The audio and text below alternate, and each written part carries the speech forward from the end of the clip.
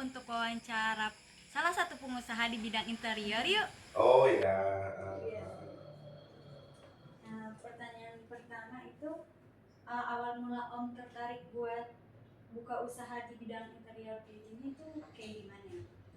Yang pertama karena dari keluarga pendahulu kakak saya memang berterjun di dunia furnitur, maka dari itu saya mengikuti jejak beliau. Menurut Om nih, sifat atau kemampuan apa yang paling penting buat seorang pengusaha? Yang pertama percaya diri, itu sangat penting, percaya diri. Yang kedua skill public speaking, itu yang sangat dasar ya. Terus bagaimana cara Om melihat peluang usaha dan membuat inovasi agar tetap menarik di pelanggan? Jadi untuk melihat peluang usaha di era sekarang kan sudah media sosial sudah sangat mudah diakses. Dari situ mencari banyak peluang, dan untuk inovatifnya itu tergantung kreatif dari kita sendiri, dan kita mengikuti perkembangan zaman. Di mana contoh lemari atau wardrobe yang kita buat itu kan menyesuaikan kebutuhan orang juga. Terus selama menjalankan usaha ini nih, faktor apa ya yang paling membuat bisnis Om bisa berkembang dan solid antar tim. Ya, jadi kita harus solid antar tim untuk mengurangi atau meminimalisir miskomunikasi baik saat survei ataupun saat produksi. Menurut Om, apa perbedaan resiko antara seorang pengusaha sama karyawan biasa? Oh, tentu sangat jauh berbeda ya antara resiko pengusaha dan resiko karyawan ya. Yang pertama, untuk resiko pengusaha itu pasti ada, apapun yang kita lakukan itu pasti akan resiko. Namun di balik resiko seorang pengusaha, di depan akan ada jawaban atas resiko yang kita jalani di awal. Contohnya seperti saat kita merintis di awal,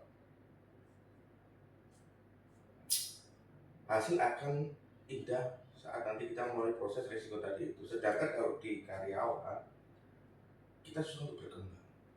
Seperti itu. Lagi, bagaimana cara menentukan produk untuk dijual dari sisi harga atau strategi agar pelanggan tertarik? Itu sekarang bisnis yang sekarang saya jalani ya, yang saya jawab ya. Dari sisi pertama, siapa tadi Mama? Harga. Dari sisi harga. Kalau dari sisi harga, saya tidak mengikuti harga pasar.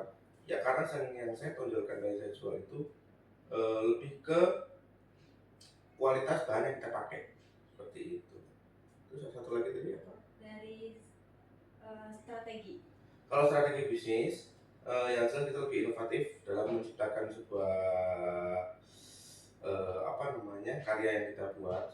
Contoh dari kombinasi antara bahan material satu dengan yang lain, kita harus combine agar menjadi sebuah produk yang menarik. Dari usaha ini, gimana biasanya Om promosinya dilakukan lewat? Kita kebetulan, saya pribadi, semua media sosial kita masuk, dari website, IG, Facebook, TikTok, dan Google Maps. Terus kesulitan terbesar apa yang terbesar apa dalam menjalankan usaha interior ini? Untuk kesulitan yang pertama saat kita merintis itu kita menjalin trust klien ke kita ya, karena kita kan memperkenalkan produk yang tentunya harga tidak murah, dan itulah yang menjadi tantangan kita, dalam arti membangun trust atau kepercayaan klien agar mau bekerja dengan kita itu yang sangat agak susah. Yang kedua, menjaga hubungan baik dengan klien, menjalin silaturahmi dan memberikan servis terbaik pelayanan di pusat kita. Itu. Selanjutnya, siapa target pasar utama dari usaha? Target pasar saya yang jelas kalangan menengah ke atas dan pemilik usaha resto atau kafe. Terus saran Om nih untuk anak muda muda yang ingin mulai usaha mandiri? Usaha yang pertama tingkatkan skill dulu.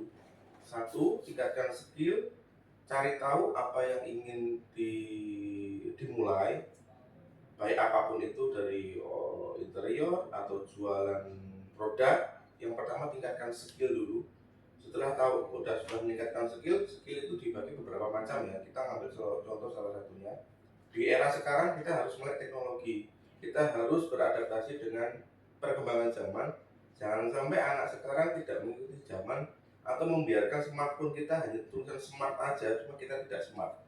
Jadi itu yang harus anak muda sekarang tekuni.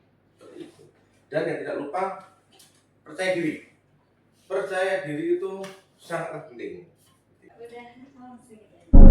Info pemesanan bisa lihat IG atau nomor yang tertera ya.